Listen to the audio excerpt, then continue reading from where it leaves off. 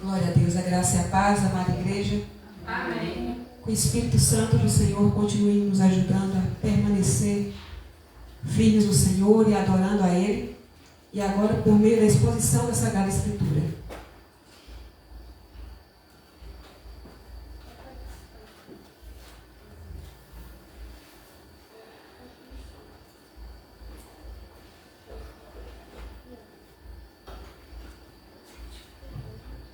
E convido a amada igreja do Senhor a abrir o livro santo na carta aos Hebreus, capítulo 9, versículos que vão do 27 ao 28. Carta aos Hebreus, capítulo 9, versículos 27 ao 28.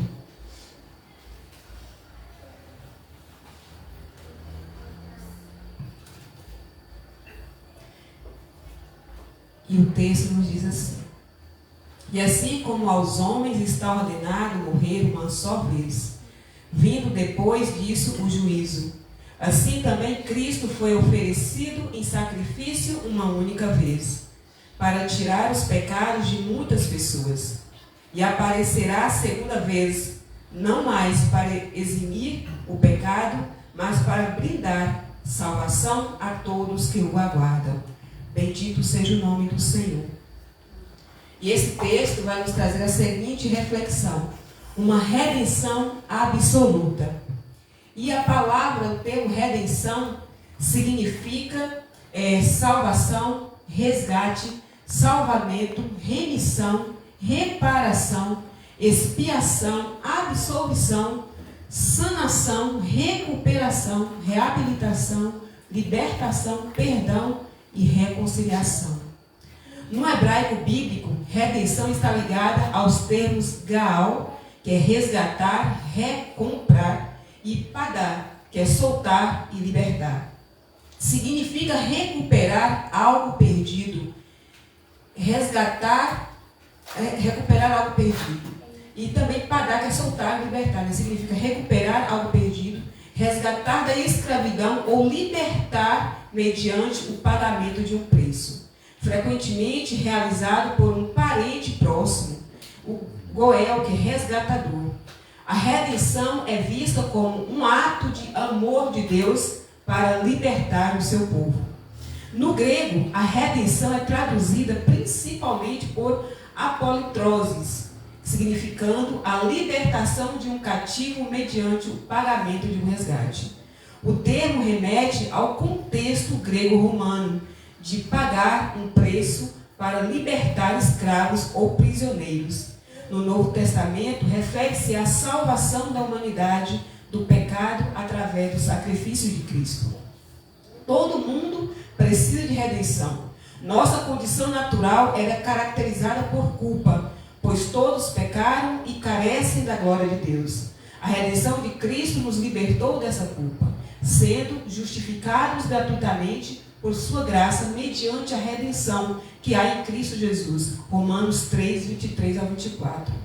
Jesus pagou o preço da nossa liberação do pecado, ou seja, da nossa libertação do pecado.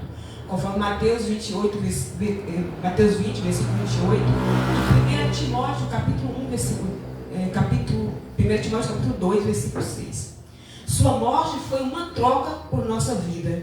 Na verdade, a Bíblia deixa bem claro que redenção só é possível pelo sangue, quer dizer, pela sua morte, pela morte de Cristo.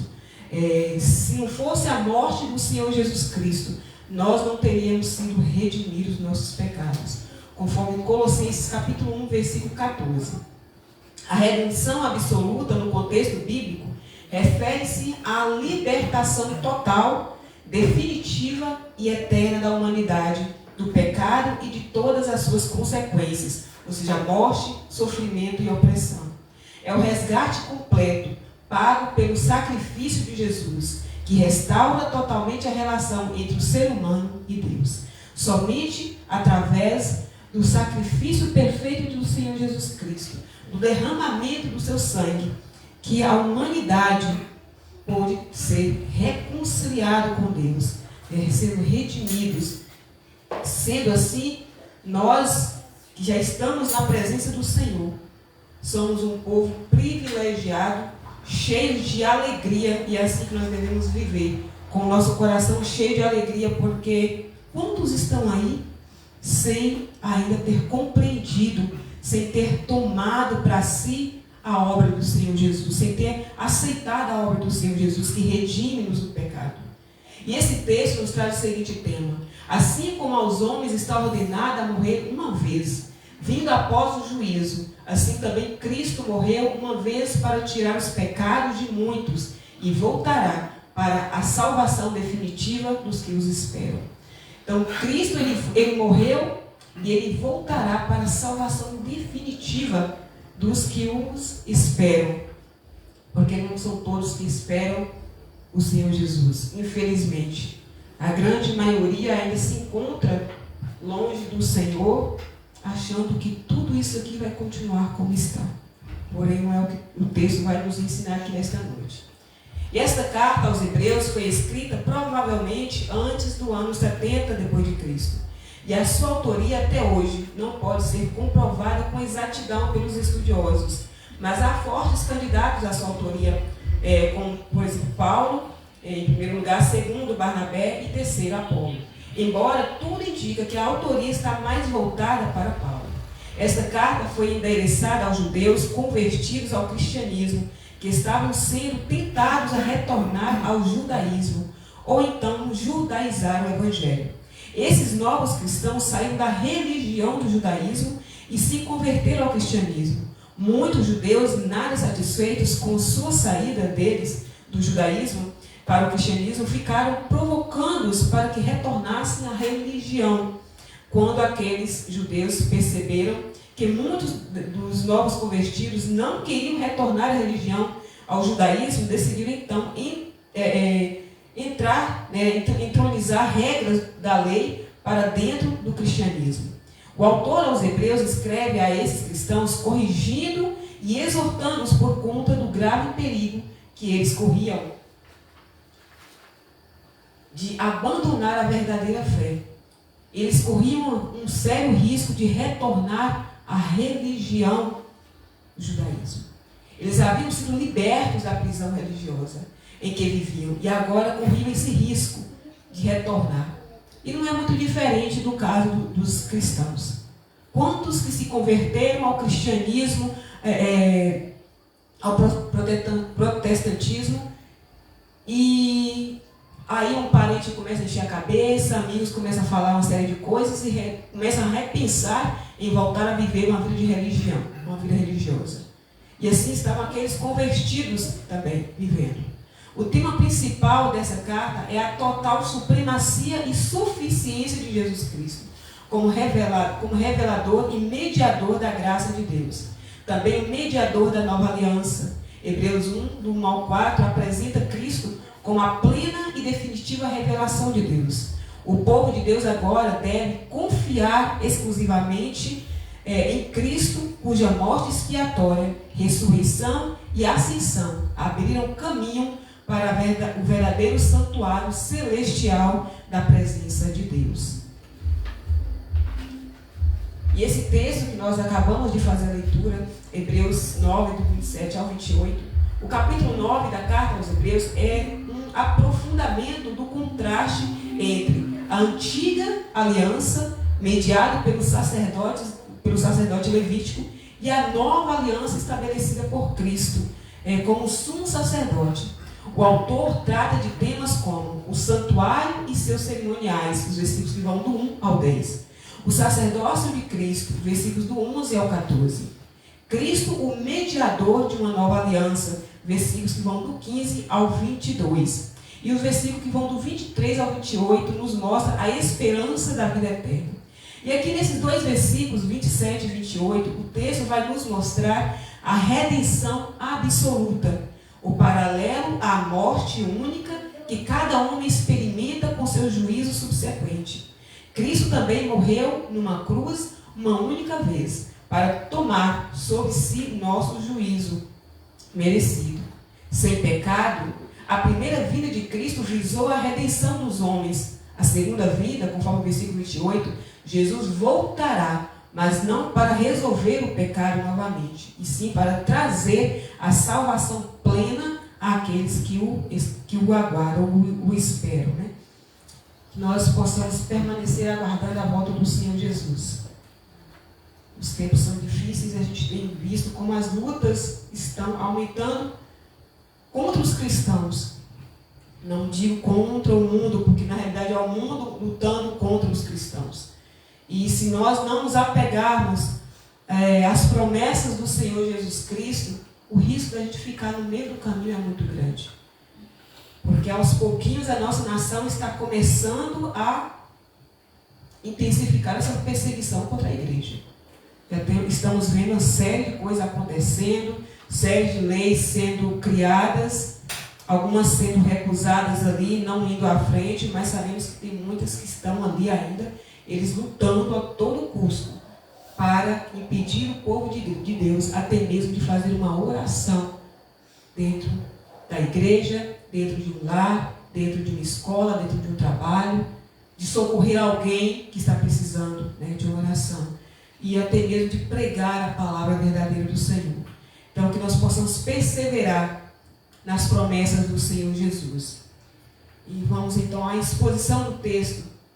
O versículo 27 nos mostra a inevitabilidade da morte e o juízo que se segue. O versículo 27 dizia: assim como aos homens está ordenado morrer uma só vez, vindo depois disso o juízo. Assim como na ordem natural, o homem morre uma só vez, em consequência do pecado, conforme Romanos 5, versículo 12, que ali Paulo escreve, concluindo: da mesma forma como o pecado ingressou no mundo por meio de um homem, e pelo pecado a morte, assim também a morte foi legada a todos os seres humanos, porquanto todos pecaram. O autor aos Hebreus menciona que foi determinado por Deus que os homens morrerão uma única vez, enfatizando a seriedade e a singularidade da morte como um evento crucial na vida humana.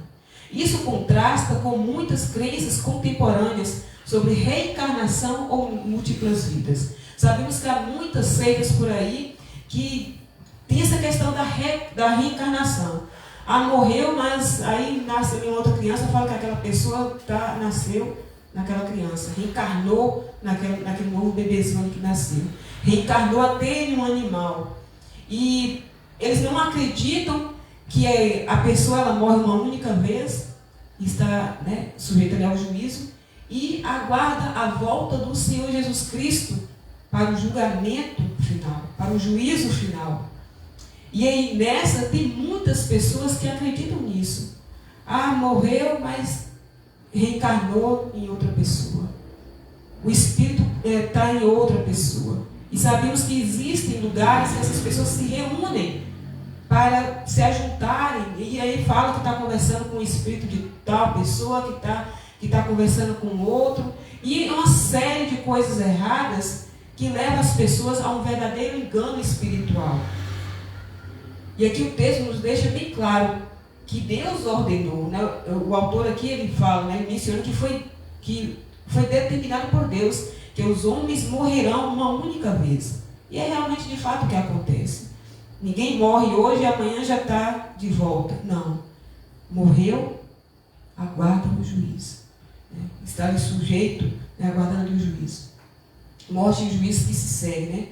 Então, não existe essa de reencarnação ou de múltiplas vidas. Igual fala que gatos, né, tem 7 vidas. Né? E acha que o ser humano também tem. Apesar de que ninguém sabe realmente de fato. Eu não sei se realmente de fato o gato tem 7 vidas. Né? Os bichinhos passam por tanta pancada que quando chega o dia dele já era também. E a palavra juízo, né? Após a morte, uma declaração explícita, ou seja, clara ou implícita, ou seja, não tão clara, confirmatória de que será o destino eterno de cada homem. Primeiro, o gozo eterno com o futuro recebimento de galardões e prêmios.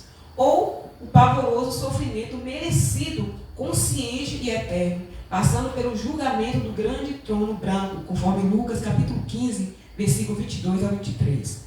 O julgamento havia sido anunciado, como podemos ver em Eclesiastes capítulo 11, versículo 9 e Judas capítulo 14, versículo 15. O julgamento também foi profetizado por Jesus. lá em João capítulo 5, versículo 28 ao 29. Foi anunciado pelos apóstolos, conforme Romanos capítulo 2, versículo 16, e 2 Tessalonicenses capítulo 1, versículo 8. Estabelecido pela ressurreição de Cristo, conforme Atos 17, versículo 31. O dia do julgamento foi determinado por Deus, conforme Atos 17, versículo 31. O julgamento está escrito em Apocalipse, capítulo 20, versículos que vão do 11 ao 15. Os filhos de Deus não precisam temer o julgamento. Jesus fala isso, deixa bem claro em João capítulo 5, versículo 24. E ali ele fala: em verdade, vos asseguro, quem ouve a minha palavra e crê naquele que me enviou, tem a vida eterna. Não entra em juízo, mas passa da morte para a vida. O Filho de Deus, os filhos de Deus não precisam temer o juízo. Né? Basta todos aqueles que crê, né, que ouve a palavra do Senhor e crê naquele que enviou Jesus Cristo. Esse tem a vida eterna. O Senhor Jesus diz: não entra em juízo, mas passou da morte para a vida. Portanto, nós não devemos temer o juízo. Este aviso não foi apenas para o povo de Israel, mas é também para todos nós hoje, pois todos terão de encontrar-se com Deus, como o versículo 27 aqui nos alerta. Por isso nós devemos estar assim, nos preparando para esse encontro com Deus, mas não temer o juízo, porque se nós andarmos de forma que agrada a Deus, ter uma vida de santidade, de obediência à sua palavra, viver como verdadeiro discípulo de Cristo, não tem como temermos o juízo. Portanto, a frase, depois disso, o juízo, estabelece um vínculo inquebrável entre a vida, a morte e a responsabilidade espiritual. Os ouvintes muitas vezes entravam no debate sobre a natureza da lei e a salvação. E este versículo reafirma que, independente das suas práticas religiosas, o juízo final é uma certeza. Desta forma, o autor encoraja os leitores a uma reflexão sobre a vida e as escolhas individuais, impulsionando uma ação de fé em Cristo como mediador, considerando a realidade do juízo que seguirá após a morte. Portanto, nós devemos manter a nossa fé em Cristo, que é o nosso mediador, que é o mediador da nossa fé. O consumador da nossa fé é o mediador entre nós e Deus. Alguns textos como referências: Jó, capítulo 14, versículo 5, Eclesiastes 3:20, Mateus 25, versículo 31, Romanos 1, versículo 9, 1 Coríntios capítulo 4, versículo 5 e 2 Coríntios capítulo 5, versículo 10. Entre muitos outros textos que confirmam o versículo 27, né, o que o versículo 27 nos fala. E o versículo 28 vai nos mostrar: Cristo se ofereceu em sacrifício uma única vez. Assim também Cristo foi oferecido em sacrifício uma única vez, para tirar os pecados de muitas pessoas. E aparecerá a segunda vez, não mais para eximir o pecado, mas para brindar salvação a todos os que o aguardam. Cristo, o ungido, o Messias, o Filho de Deus. Jesus não entrou num lugar santo, humano, feito pelo homem. Ele entrou na presença de Deus no céu. O que Jesus nos concede não é a entrada numa igreja, num templo. Isso também a gente passa a adquirir, né, a frequentar. Mas sim a entrada na presença de Deus. Devemos pensar no cristianismo não em termos de ser membros da igreja, mas em termos de uma íntima comunhão com Deus. Comunhão que existia entre o homem e Deus no Éden, antes da queda do homem, antes do pecado do homem. É essa comunhão que nós passamos a ter após crermos no Filho de Deus. No Éden, antes da queda do homem, Cristo entrou na presença de Deus não por si mesmo, mas por nós. Não foi para a sua glória e exaltação, senão para nos abrir um vivo e novo caminho, para estar na presença de Deus e defender nossa causa. Em Cristo existe o maior paradoxo do mundo: a da maior glória e a do maior serviço ao mesmo tempo. a de alguém por quem o mundo existe e que existe para o mundo, a do Rei eterno e do eterno servo. Em 2 Coríntios capítulo 12, versículo 9 a 10, e Filipenses 2, versículos do 5 a 11, nos mostra a questão da glória de Cristo. É o maior servo, o maior serviço de Cristo. Marcos capítulo 10, versículo 45. Mostra o sacrifício da sua própria vida. Jesus se entregou, foi o maior serviço de Cristo, a sua entrega, o seu sacrifício pela humanidade, para nos resgatar.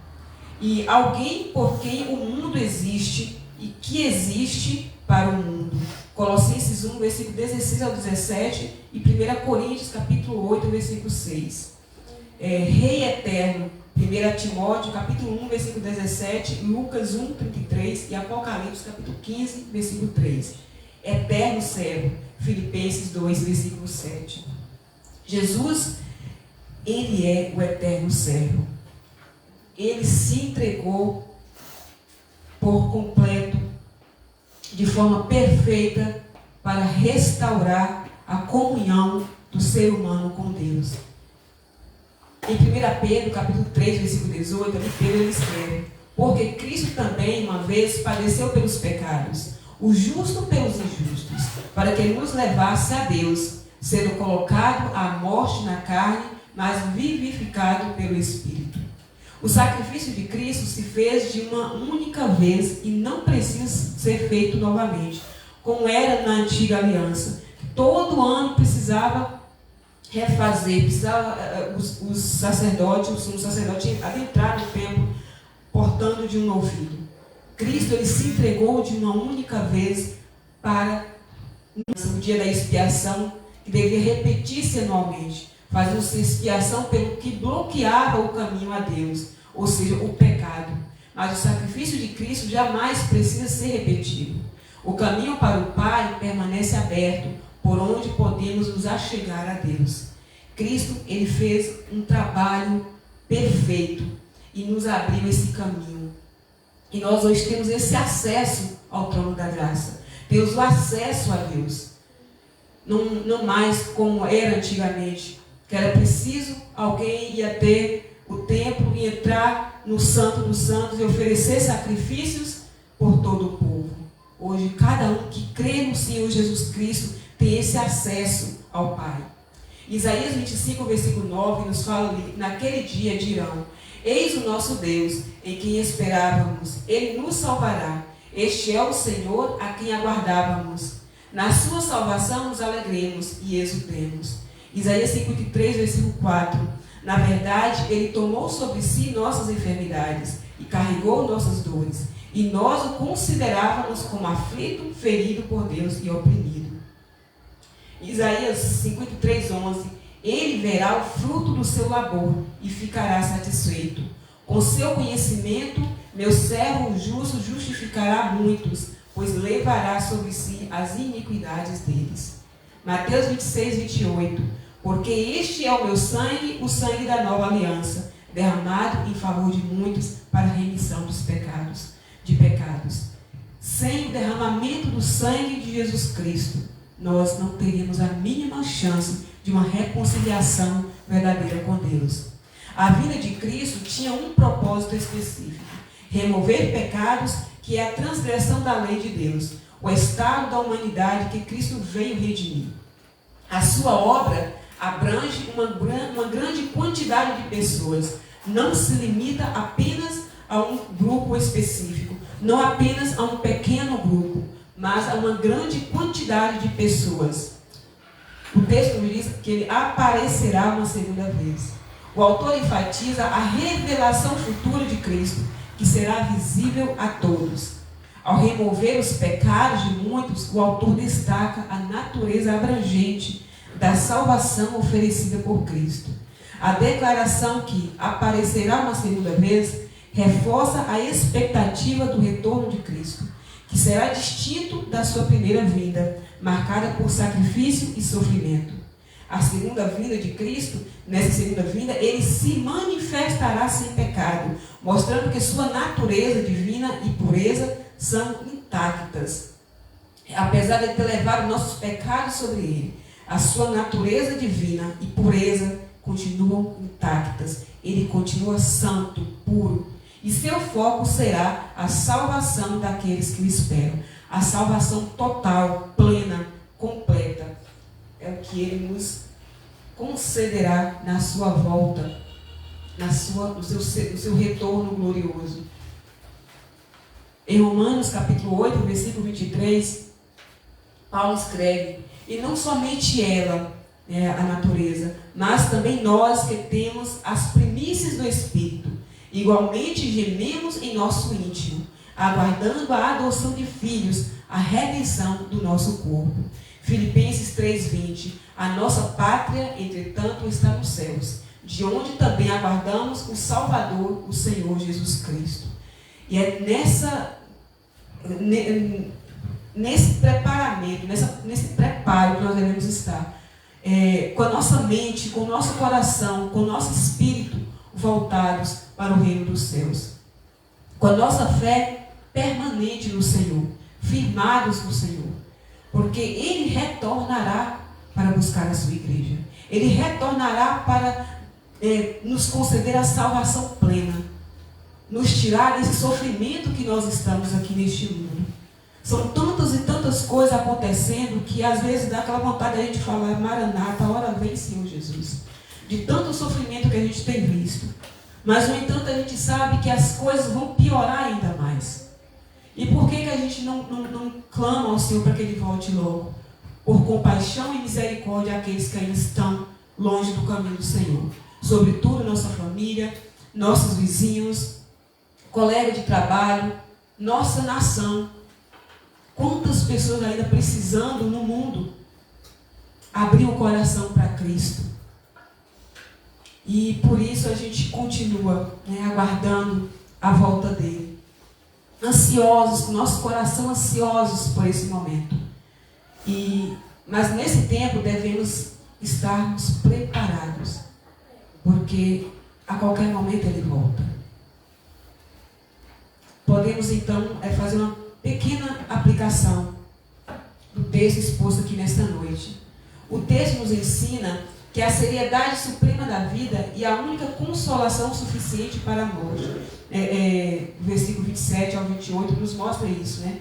A seriedade suprema da vida e a única consolação suficiente para a morte. De um lado, a sentença universal. Está ordenado morrer e uma só vez. E depois disso, o juízo. Versículo 27. Eclesiastes 9:10 e Atos 17:31.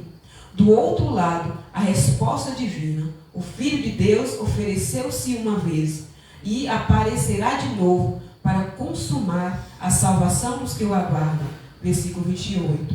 Esse texto não apenas aponta para uma redenção absoluta, a obra redentora de Cristo, mas também nos convida a manter nossa esperança na certeza de que Cristo, com sua obra redentora, cumprirá a promessa de um retorno glorioso e nos retirará desse mundo cheio de dor, de tristeza e de sofrimento e nos levará com ele. Concluímos que a morte e o juízo são realidades para todos, mas em Cristo temos uma esperança viva. Ele já pagou o preço pelos nossos pecados e voltará para nos levar à salvação plena. Que essa certeza nos motive a viver com propósito e esperança.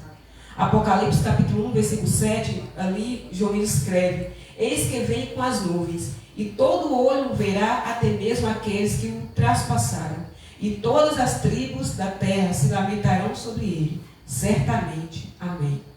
Glória a Deus eternamente. Que o Senhor Deus continue abençoando a todos. Agradeço a Deus por mais essa rica oportunidade que Ele me concede de trazer a sua mensagem. Agradeço a toda a igreja, do pastor Antônio, aos irmãos que nos acompanham pelas redes sociais. Que Deus abençoe a todos em nome de Jesus. Amém.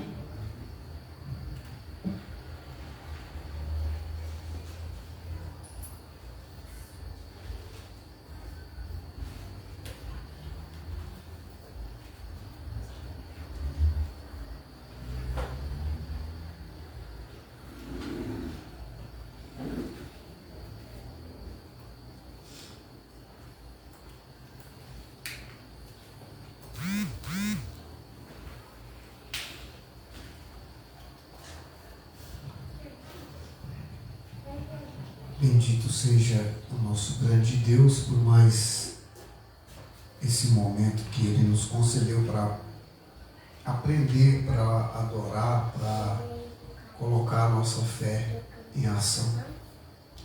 A palavra, ela sempre nos traz confronto. A gente, às vezes, por conta da luta diária, das preocupações, das buscas, dos desencontros e tantas outras questões da vida, a gente acaba esquecendo que a nossa vida aqui é uma passagem. E o texto de hoje nos traz isso de volta, né? A nossa vida é uma passagem e essa passagem tem um fim, e no fim dessa passagem a gente tem a oportunidade de encontrar com Jesus Cristo pessoalmente na sua volta gloriosa. Quer esse encontro para a vida eterna, quer esse encontro para a condenação eterna. E isso depende da nossa obediência aqui na terra.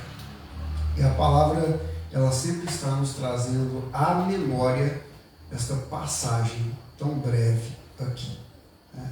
Ainda ontem a gente estava conversando, eu e o irmão João e mais um amigo, de que as pessoas pensam que quando elas morrerem, elas estarão mais próximas de Cristo. Depende, né? Se você morreu em Cristo, você realmente estará mais próximo de Cristo. Mas se você morreu sem Cristo, hoje, mesmo sem Cristo, você ainda está mais perto dele. Mas se você morre sem Cristo, então é a distância definitiva do Pai. Mas mesmo sem crer em Cristo, ainda hoje você tem a possibilidade de se aproximar de Cristo. E o texto hoje vem a esse encontro, né? Ao homem está ordenado morrer uma só vez e aguardar o juízo. Então, se você morre sem Cristo, mais longe dele você estará. Que nós permaneçamos não só próximos, mas que Cristo também permaneça em nós, para que quando Ele retornar, Ele reconhecer a sua marca em nós e nos conduzir à mansão celestial. Convido então a amada Igreja do Senhor a se colocar de pé, para que nós possamos agradecer ao nosso grande Deus e nos preparar para domingo, né? O nosso culto voltado para a adoração ao Senhor, e relembrar essa questão também da Páscoa. Poderoso, amado e glorioso Deus, em nome do nosso Senhor e Salvador Jesus Cristo, nós te agradecemos por mais esta riquíssima oportunidade a nós concedida nesta noite. Pai, que as nossas palavras nesta oração não sejam simplesmente palavras jogadas ao vento, ou algo para preencher um espaço do culto. Que as nossas palavras em oração neste momento atinjam o Santo dos Santos, e que o Senhor, por tua infinita misericórdia, nos dê a resposta necessária. Pai, nós te agradecemos então pelas orações feitas aqui no início, pelos louvores entoados, pela palavra pregada. Obrigado, papai querido, pela tua viva presença em nosso meio. E que as nossas petições possam ser respondidas segundo a tua misericórdia. Que haja a cura dos doentes e dos enfermos, a libertação dos oprimidos, dos deprimidos, dos encarcerados. Que haja, papai querido, a conversão daqueles que ainda vivem na incredulidade. Pai, nós te pedimos que os nossos familiares tenham os seus corações abertos e que pessoas preparadas pelo Senhor e pelo Espírito Santo possam chegar até eles para mostrar-lhes a verdade, e que o teu Santo Espírito os convença do pecado, da justiça e do juízo. Oramos por esta nação, pela paz desta nação. Oramos por esta cidade, oramos pela paz de Jerusalém, oramos pela paz do mundo. Em nome de Jesus Cristo, pelo poder que há neste nome, que seja repreendido toda e qualquer ação do mal e que caia por terra todas as armações do inimigo, para a glória do Deus vivo e todo-poderoso. Assim nós oramos e te agradecemos em nome do nosso Senhor e Salvador, Jesus Cristo. Que a graça, a paz e a misericórdia do Senhor permaneçam com todos. Que o Senhor Deus os conduza aos vossos lares em segurança, que tenham todos uma excelente noite, um bom fim de semana e que a paz do Senhor permaneça em vossos corações. Que Deus os abençoe poderosamente em nome de Jesus Cristo. Amém.